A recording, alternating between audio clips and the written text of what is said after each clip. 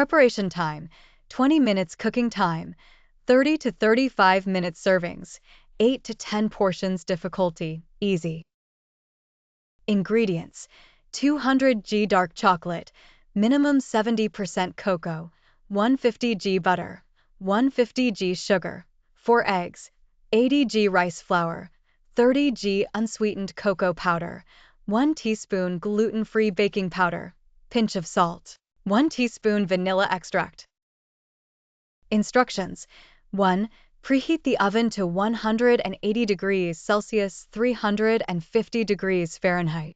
Grease and flour with rice flour, a 20 centimeters, 8-inch cake pan. 2. In a bowl, melt the chocolate and butter in a double boiler or microwave. Mix well and let it cool slightly. 3. In a large bowl, whisk the eggs with sugar until the mixture whitens and becomes frothy.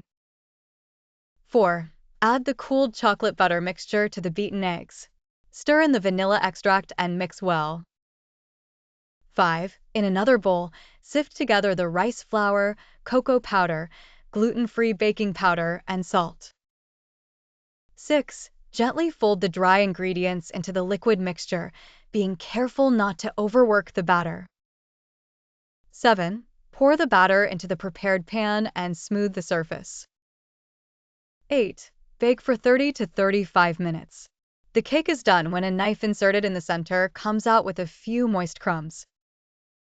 9. Let it cool in the pan for 10 minutes, then unmold onto a rack and let it cool completely.